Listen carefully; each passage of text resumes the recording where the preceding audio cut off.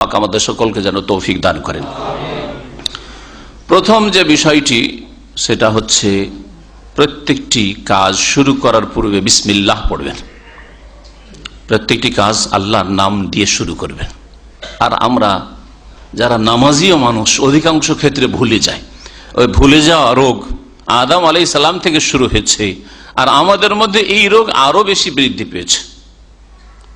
বলুন তো দেখি, যে উজুর সময় কটা লোক বিসমিল্লাহ পড়েন, ভুলে যান। খেতে বসেন, বিসমিল্লাহ পড়েন, ভুলে যান। পানি দিনে কতবার পান করছেন, বিসমিল্লাহ বলে পানিটা ওঠান, ভুলে যান। বাথরুমে ঢুকেন, বিসমিল্লাহ বলেন, ভুলে যান। হোঁচট খেলেন, বিসমিল্লাহ বলেন, ভুলে যান।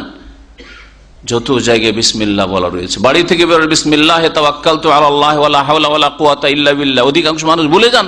কতবার বাড়ি থেকে বেরোচ্ছেন, বিসমিল্লাহ বলতে ভুলে যাচ্ছেন। আপনি বাড়িতে ঢুকছেন, বিসমিল্লাহ বলে আপনি দরজা খুলবেন, ভুলে যান।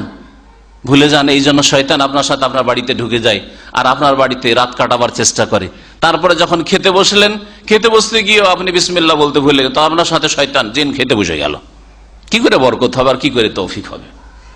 এই কিছু নজির বললাম। বিসমিল্লাহ জীবনে কতবার যে বলা সুন্নাত রয়েছে, প্রতিদিন কত জায়গায় কত ক্ষেত্রে যে বিসমিল্লাহ বলার প্রয়োজন রয়েছে। বিসমিল্লাহ বলা আপনার জন্য সুন্নাত মুস্তাহাব রয়েছে, অথচ সারাদিন মিলে আপনি হয়তো এক দুবার বিসমিল্লাহ বলেছেন কিনা। তাহলে কি করে তৌফিক হবে আর কি করে আমাদের জীবনে বরকত নেমে আসবে? নবী করিম সাল্লাল্লাহু আলাইহি ওয়াসাল্লামের একটি হাদিস রয়েছে, হাদিসটি হাসান। কুল্লু আমরিন জি বালিন লাম ইউবদা বিসমিল্লাহি ফাহুয়া আবতার। প্রত্যেক ভালো কাজ যদি আল্লাহর নাম দিয়ে না শুরু হয়, বিসমিল্লাহ বলে না শুরু করা হয়, তাহলে সেটা আবতার হয়, লেজ কাটা হয়। আবতার মানে লেজ কাটা। তাতে কোনো বরকত হয় না, বরকতহীন হয়। সেই কাজে বরকত হয় না। তাহলে বরকত না হলে কি করে তৌফিক হবে? এই জন্য তৌফিক হয় না। তো বিসমিল্লাহ বলার অভ্যাস করতে হবে।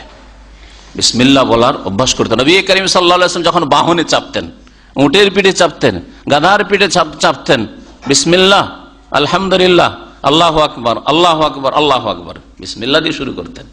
তারপরে সুবহানাল্লাযী সাখখারা লানা হাযা ওয়া মা কুন্না লাহু মুকরিনিন ওয়া ইন্না ইলা রাব্বিনা লামুনকালিবুন। কোথায় আমল আমাদের? সংক্ষেপে আলোচনা করি, কারণ আমি 15টি পয়েন্ট আপনাদের সামনে পেশ করব। 2 নম্বর হচ্ছে আল্লাহ পাকের তৌফিক হাসিল করার জন্য উপায় তাওহীদ, আল্লাহ পাকের একত্ব প্রতিষ্ঠা করা। আল্লাহ পাকের জাত সিফাতের ক্ষেত্রে, আল্লাহ পাকের নাম গুণাবলীর ক্ষেত্রে যেন আপনার মধ্যে তৌফিক থাকে। নাম গুণাবলীর ক্ষেত্রে তাওহীদ যেন থাকে।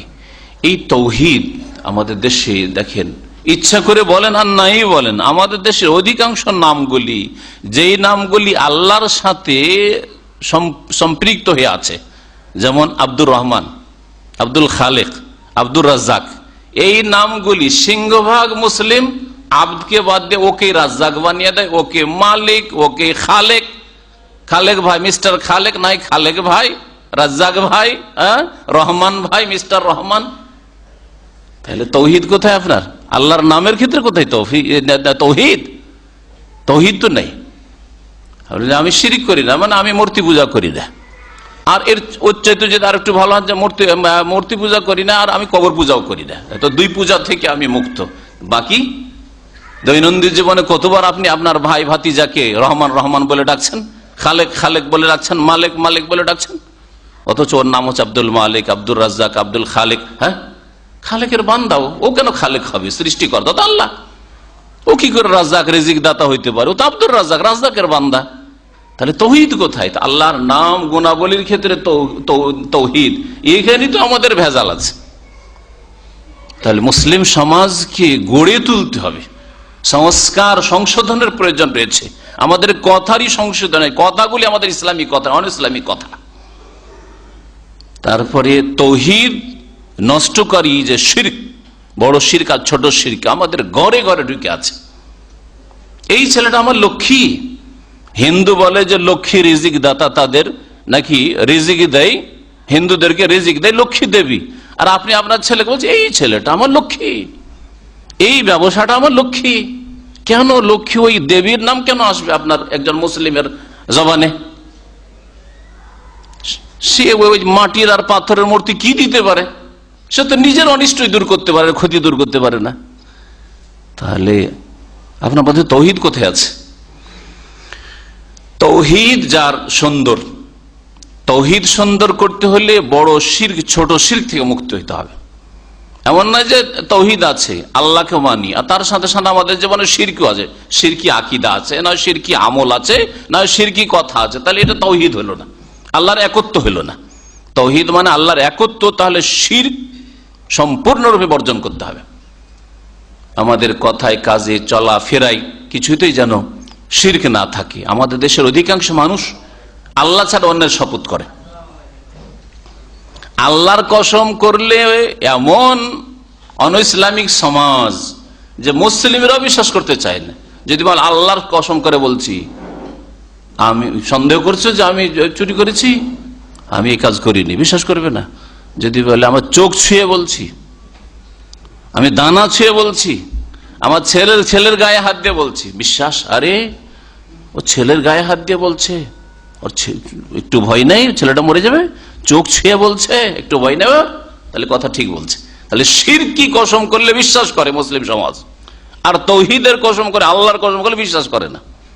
কোথায় আমাদের তৌহিদ আছে? তৌহিদ ভেজাল। আসল যেখান থেকে ইসলাম শুরু হচ্ছে, লা ইলাহা ইল্লাল্লাহ, সেখানেই যদি ভেজাল থাকে, তাহলে আমাদের জীবনে কি করে তৌফিক হবে? যেহেতু তৌফিকের আলোচনা, আর তৌফিক দুনিয়ার ক্ষেত্রে তৌফিক মানে রুজি রোজগারে তৌফিক, লেখাপড়াই তৌফিক, হ্যাঁ, দুনিয়ার উন্নতিতে তৌফিক। তাহলে আমাদের অধিকাংশ মানুষের আস্থা ভরসা আমাদের যারা চাকরি করে চাকরির উপর। সরকারি চাকরি আছে, আমার চিন্তা আবার কিসের? সরকারি চাকরি চিন্তা কিসের? তাহলে আল্লাহর উপর ভরসা আছে? লিখেনি তো শিরক ভিতরে ঢুকে আছে। ব্যবসা জমজমাট, ব্যবসা রোলিং চলছে, ভালো ব্যবসা, আমার কোনো চিন্তা নেই, চালু হয়ে গেছে দোকান, ভালো চালু হয়েছে, কাস্টমার অভাব নেই, পুরো আস্থা ব্যবসা বাণিজ্যের ওপর, আল্লাহর আস্থা কোথায়? তাহলে তৌহিদেই তো ত্রুটি রয়েছে।